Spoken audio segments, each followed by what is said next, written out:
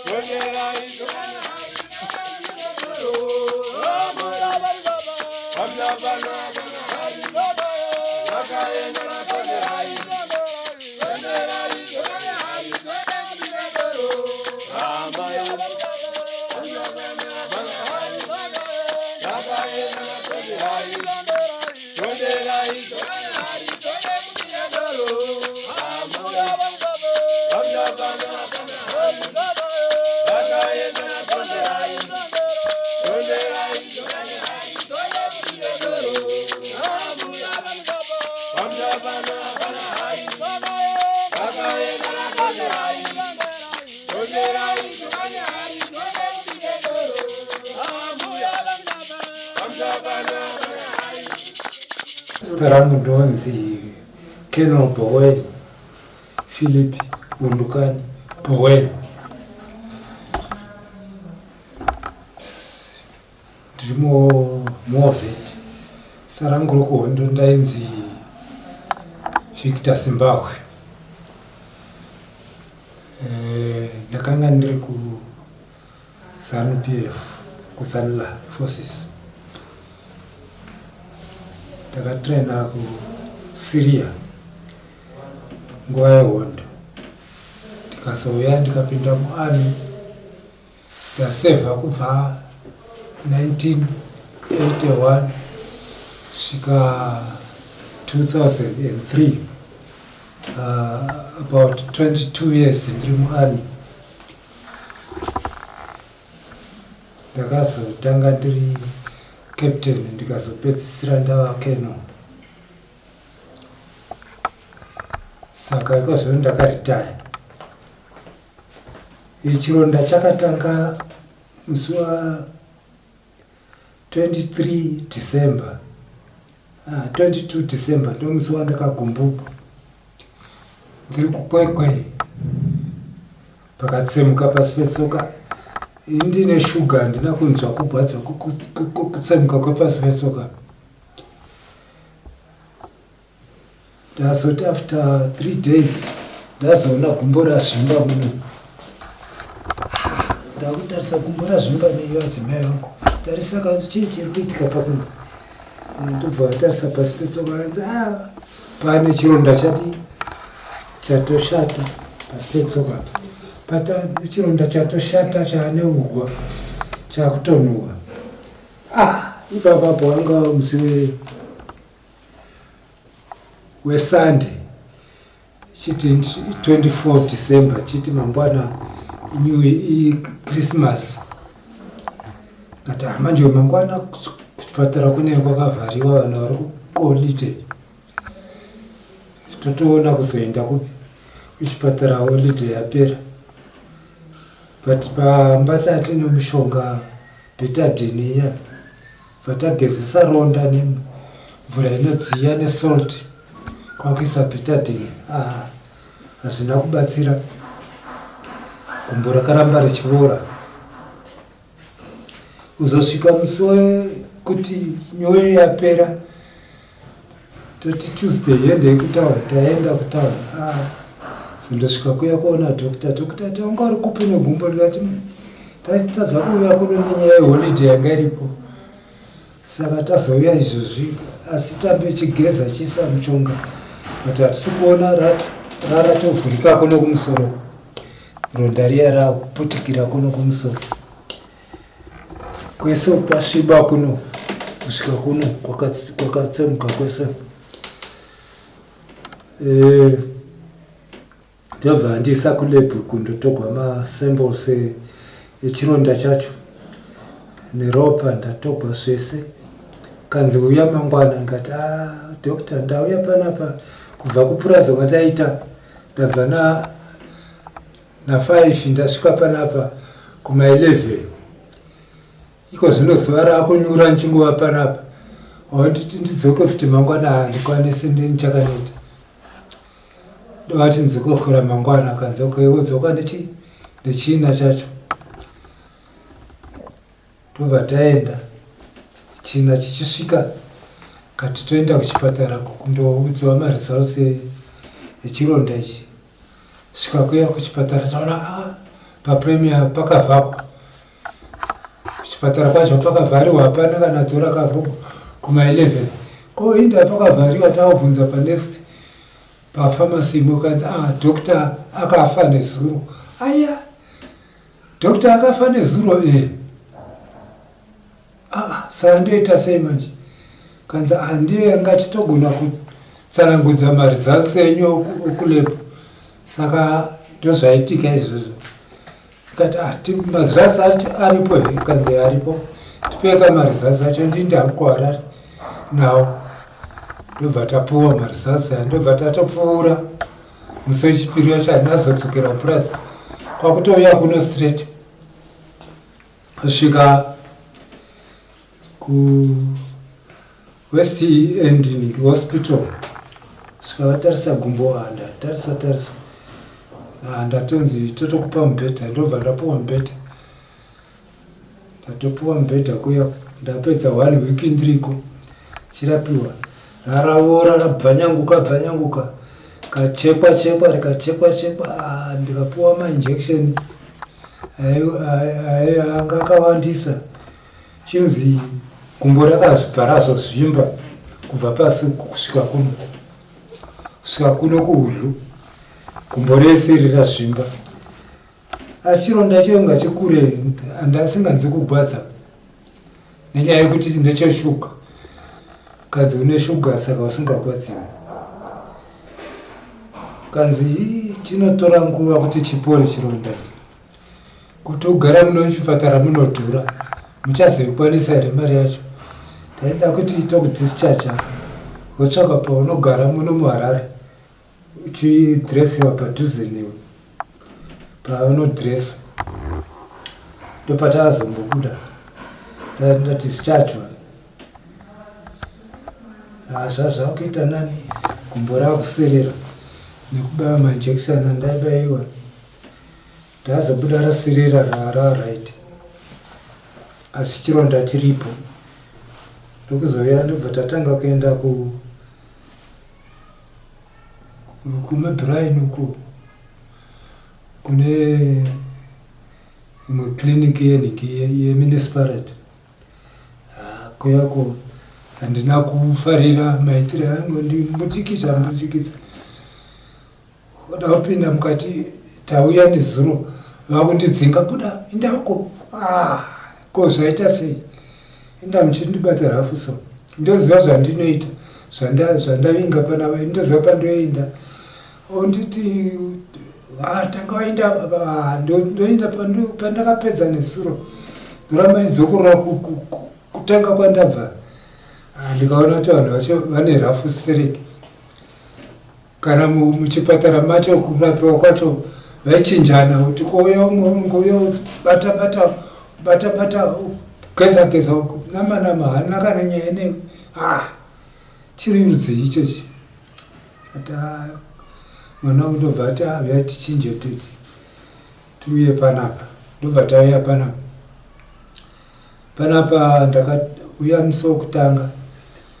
Vakauya kumbako vakazoona gumbo racho, vakazoti pachipatara padhuze papa. Ndikauya musi wokutanga, ndofunga vakaona kuti nechironda chachoka kufamba kubva ipapo padhuze pamba pacho. Pane dzimba mbiri pakati apa, yechitatu apo ndopamba pacho. Vakaona kuti tikazvinetsa tinotumira vasikana vanozokudi manesi anozokugadzira gumbo rako. Saka from there kuvhara kwachiri kuita ndo vasikana ava vandibatsira kudai. Ndikangoti chasara mbichana sokuona kwamuri kuita kuti chivhare kana next week chogona kupedza kuchogona kungovhara chikapera. Chiluvhara next week. Chine makore. Aiwa chine makore. Sekushura tichavhara ichi. Ndakataura ndakashanda basa mazvona. Batsiri basa. Saka ndikuwasa muna kumbofunga kuti maroiwa here pamakatanga kurwara. Aiwa. Ine handingafungiri zvokuroiwa, ndaitoziva kuti ndine shuga. Chironda ichi kutsemuka kwachaita shuga yacho, ndaiudziwa kuti zvironda zveshuga hazvikasiki kupora. Saka ndatoziva kuti shuga yaizotsemuka yaputika nepapa. Kuroiwa handinyanguhla kuroiwa zvikuru zvangu. So munhu wakomuredi peno vanohla kuroiwa ende vakasangwara handiroyeki. Kuroyeka handiroyeki. Ndinogara ndatonyumwa kuti munhu adandiroya ndoregera kuroyeka. Ko pamakambonzwa imimi kuti pamakaona gumbo renyu mamusingatyi here kuti pari zvino raakutodimurwa gumbo rangu? Handanyanya kuhla zvikuru rangu, handina munyaya kuhla kuti makashandisa chisoja kusatya kasi maizoti ndati ndikaenda kumaspecialist rinopora. Ndine wandoedza zvanzi yangu ari kuchinhoyuko ane famasi yake. Ndakaenda paari ndisati auya kuno, ndakamirira mwana kuti azonditora kuchinhoyi nemota. Kati sisi, unoona gumbo riri chirapika here kuchipatara? Kanzi ngoenza ikoko.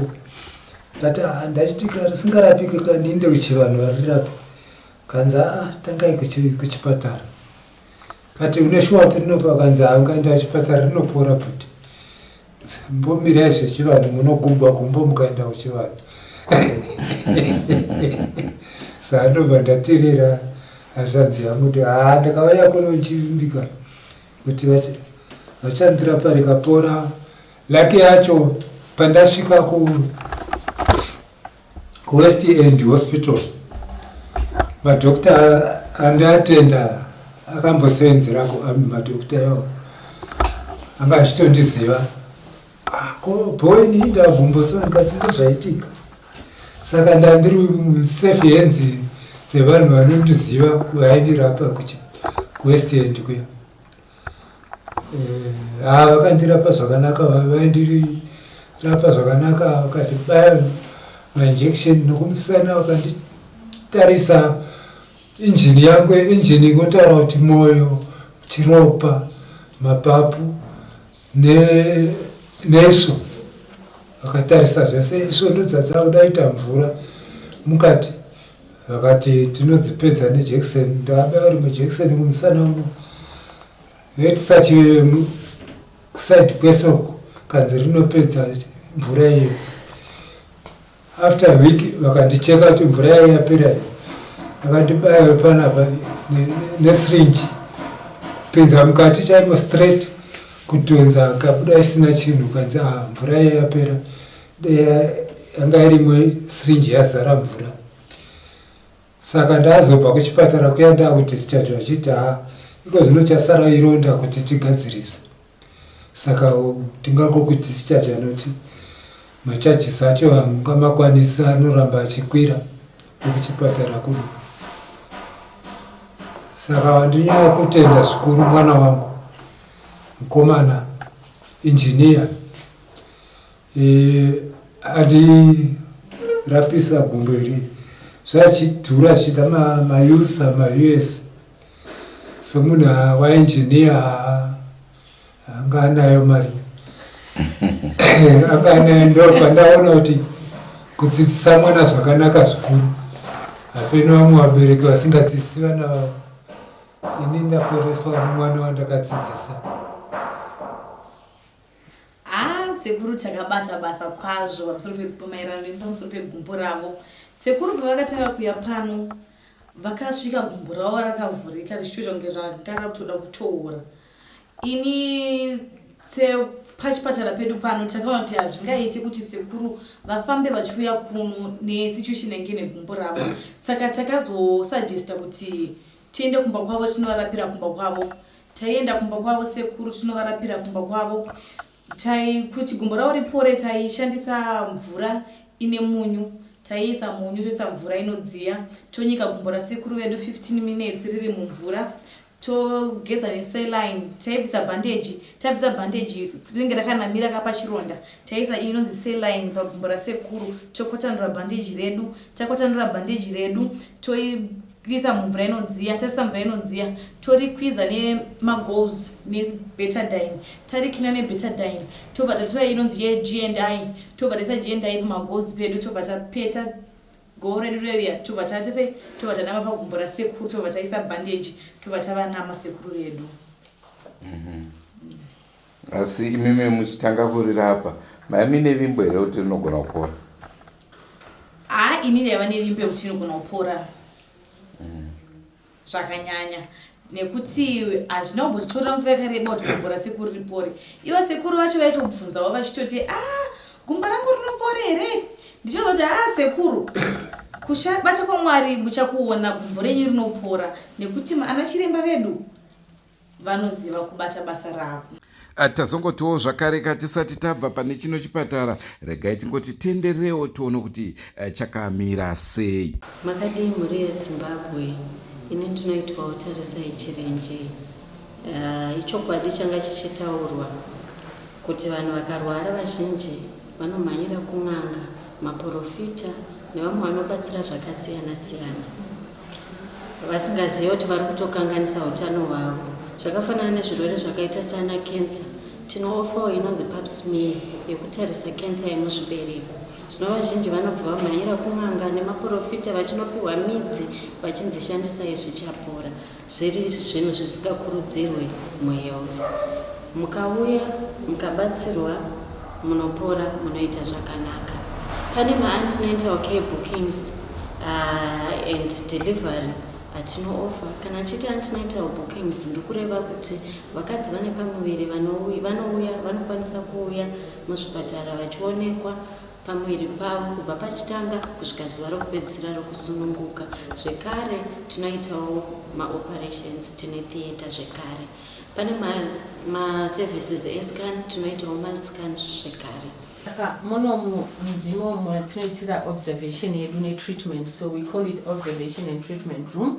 Saka munhu kana achinge asvika aonekwa nachiremba, anenge aonekwa nachiremba in that room, tonzwa nachiremba kuti tiri kumbomuchengeta here kwenguva diki depending on the condition yaari. For instance, client yedu yauya ichifunga kuti iri kuita a heart attack or a stroke, but actually zvanga zvisiri izvo, because sometimes symptoms aya anoconfusika kuti munhu anogona kufunga kuti ndiri kuita heart attack, iyo ingori heartburn. So usually ndo zvatinenge tichitarisa toita assessment yedu mushure mekunga even chiremba voita assessment, tombomuchengeta munhu kuti tione kuti zvatinenge tamubatsira nazvo zvashanda here. Saka client yedu yatiri papapa iri paobservation. Papa ndo painge pachinge atarisirwa tamuobservera pamuri kuona apa. Then the next room yondo yachiremba, kana pachinge pane mwana mudiki atinongomuobserverawo apa, totangira ipapo. Saka ino observation ndo inozotitemena kuti what is the next step. Taona kuti munhu wedu arikava here kana kuti haana.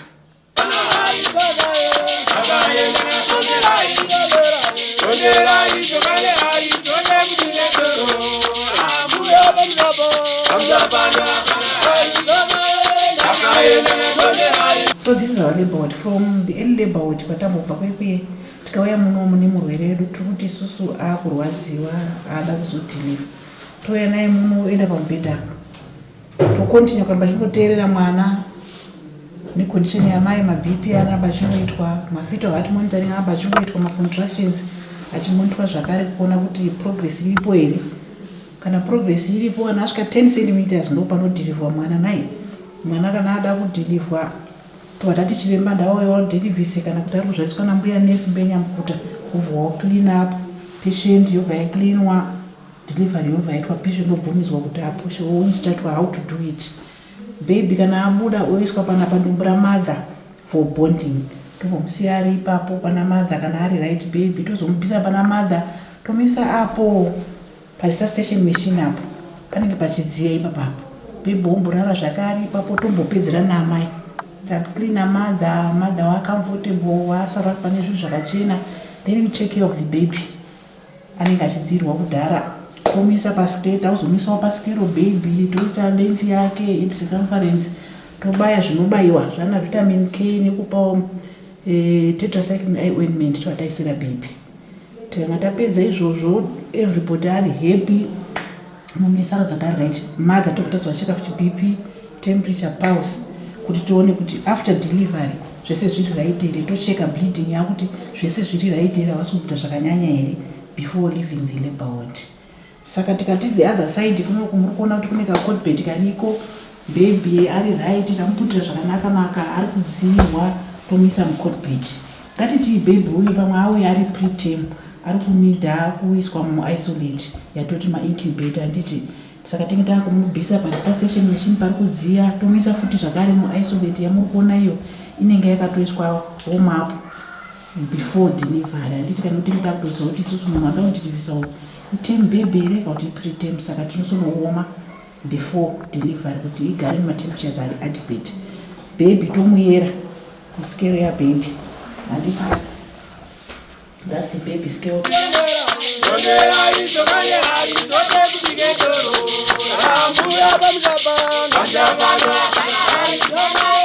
Here is our recovery room. We make sure that after the operation from the theater, we bring our patient here in the recovery room. We make sure that our patient is recovering well. There's no bleeding on the incision part. There's no complication. We make sure that our patient is well. So this is where we keep our patient after the surgery. We can see the bed here. There's also the machine. Make sure that as the patient is recovering, we're also checking the vitals on the same machine here. We've got also this fridge where we keep our drugs in here. We make sure that all the drugs which are supposed to be in a recovery room, the drugs supposed to be in the fridge. We've got also the sanction machine there. When any matter arises where we're supposed to sanction, we use the same sanction machine. Of course, we've got DGDR cupboard, of course, where we keep our dangerous drugs. It's been locked each and every time. When there's a need where we're supposed to get a drug in here, we open it and we make sure to administer to the patient. So thank you so much. Ndinofunga ndichikura ndaive neshuwiro yekuti dzimwe nguva ndogona kuita doctor, ndogona kuita nurse, asi rimwe remazuva pandakazoti ndichifamba muchipatara ndokubva ndaona ndanzwa kuti avo vatopushwawo vashayika. Ndopandakatanga kugaya manje kuti kana ndiri chiremba ndakuda kunobaye munhu injection ndowana afa. Ndopandakabva ndatanga kuvenga zvekuva mukoti.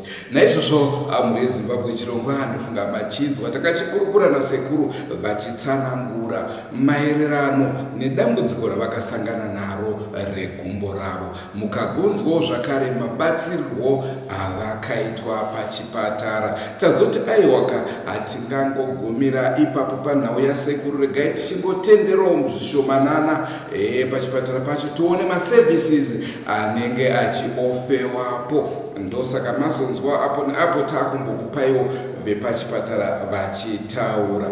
Rangu zita ndinonzi Andrew Neshamba. Ndinovimba zuva ranhasi madzidza zvikuru, madzidza zvakawanda, uyezve ishuviro yangu yekuti ticharamba tichikupai zvine maererano neutano hwedu vanhu, nekuti hatingangotandanisana nenhau tisingapanane zvakare mazano ekuti kana zvakupuresa unozofamba wakananga nekupi. Andrew Neshamba ndiro zita rangu. Senguva dzese mhuri yeZimbabwe tinokurudzirai kusubscribe kuDrewmas Media. Drewmas Media taking you to another level. Ngatisanganei mune zvimwe zvirongwa. Goodbye my friends. Goodbye my friends. Wakamboonana tichazoonana nerimwe zuva hama dzangu. Goodbye my friends. Goodbye my friends. Wakamboonana tichazoonana nerimwe zuva hama dzangu. Ini ndokwenda kubasa kwangu. Iwe makiwe mkaranga.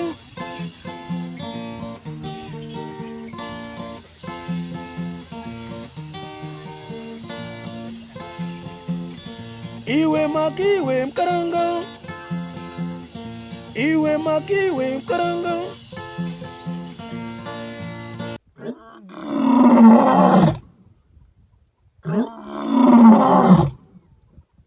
No.